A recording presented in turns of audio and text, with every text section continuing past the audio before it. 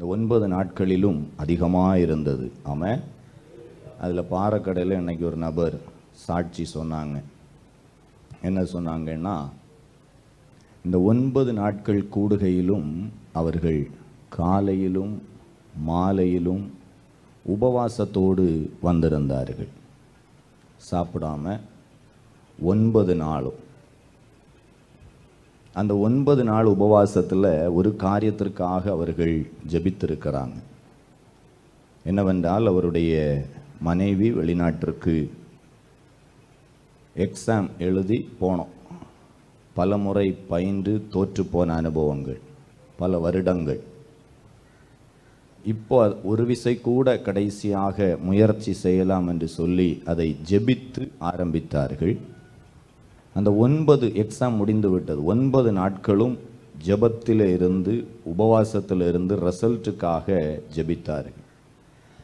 6 மாதம் படித்து எக்ஸாம் எழுதி வரும்பொழுது அவங்களுக்கு ரொம்ப வருத்தம். எல்லாத்தையும் எழுதலை, அப்பியர் பண்ணலை. ஏன்னா மிகவும் கடினமான ஒரு காரியம் அது. அதிகமான பணச்செலவு பரீட்சைக்கு, படிப்பிற்கு. அநேகருக்கு மத்தியில் எல்லாரும் வேண்டாம், கிடைக்காது, பல முறை தோற்று போயிட்ட, இனி கிடைக்காது அப்படின்னு சொல்லி தடுத்தார்கள். குடும்பத்தினர், நெருங்கினவர்கள், இவ்வளோ செலவழிக்க வேண்டாம். அவர்கள் அந்த 40 நாள் உபவாச கூடுகை நடந்த பொழுது அந்த 40 நாளும் ஆலயத்திலிருந்து அதுக்காக ஜெபித்திருக்கிறாங்க. ஆனால் இந்த 9 நாளும் உபவாசத்தோடு ஜெபித்தாங்க. கூடுகை முடித்து கடந்த வெள்ளிக்கிழமை இரவு 10:30 மணிக்கு ரிசல்ட் போட்டாங்க. அந்த ரிசல்ட்டை கூப்பிட்டு அழுது கொண்டு ஃபோனில் அழுதுகிட்டு சாட்சி சொன்னார். எப்படி சொன்னாருன்னா, பாஸ்டர், 9 நாளும் கர்த்தர் சமூகத்தில் உபவாசத்தோடு இருந்தேன். நாங்கள் எழுதுவதற்கு, பணத்தை செலவழிப்பதற்கு யாருமே இடம் தரல. பலமுறை தோற்று போனோம். எங்களுடைய கடன் பெரிய சுமை. தப்பிப்போம் என்ற மார்க்கம் இல்லை. ஆனால் ஒன்று கடைசியாக நாங்கள் தெரிந்தெடுத்த காரியம், உபவாசத்தோடு தேவ சமூகத்தில் இருக்க வேண்டும், தேவ சமூகத்தில் காத்திருக்க வேண்டும். அந்த 9 நாள் உபவாசத்தோடு நாங்கள் இருந்தோம்.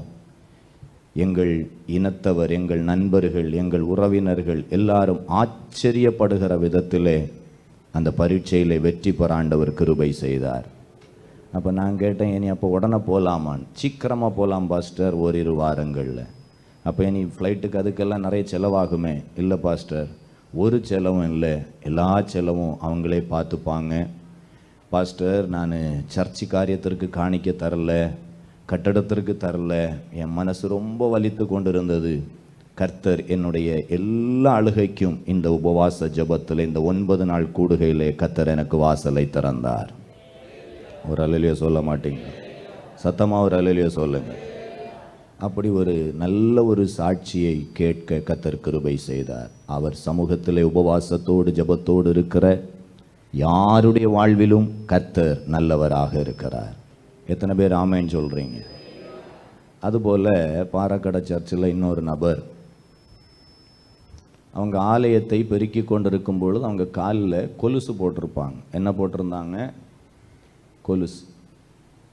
இந்த கொலுசு அவங்க ஆலயத்தை பெருக்கும்போது அதில் ஒரு சத்தம் வரும். அந்த சத்தம் வர வர வர அவங்களுக்கு ஒரு மாதிரி இருந்துதான். எப்பவும் கொலுசு போடுற ஆள் தான், ஆனால் அன்னைக்கு புதுசாக என்னதான் இருந்தது, ஒரு மாதிரி இருந்தது அந்த சத்தம். ஆலயத்தில் அவங்க மட்டும் பெருக்கிட்டு இருக்கிறாங்க. பெருக்கி முடிகிற நேரத்தில் அதில் இருந்த 3 அந்த சத்தத்தை உருவாக்கின 3, அதுக்கு பேர் என்னது,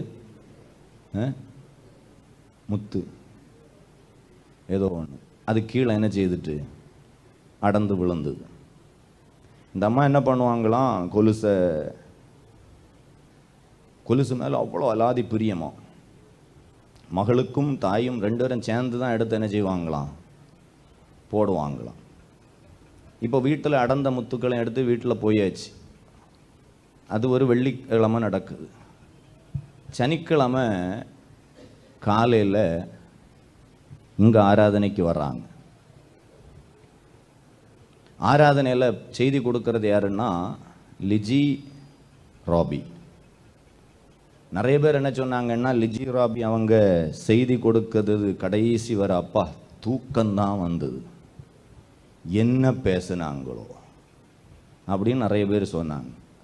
ஆனால் அந்த அம்மாவுக்கு நல்ல செவி திறந்திருந்து வசனம் பேசியிருக்கு, வசனத்தை நல்லா கேட்டுக்கிட்டு என்ன ஆண்டவர் எந்த வசனத்தில் தொட்டாங்கன்னு தெரியல. அந்த கூட்டத்தில் அவங்க, நானும் மகளும் இனிமேல் கொலுசு என்ன செய்ய மாட்டோம், போட மாட்டோம். ஆமாம், ஒரு அலையிலேயே சொல்லுங்கள். ஒரே ஒரு ஆள் தான் சிரிச்சுது, சைனி சிஸ்டர் மட்டும் சந்தோஷத்தில். ஆமாம், கத்தர் நல்லவர். ஒரு அலையிலேயே சொல்லுங்களேன்.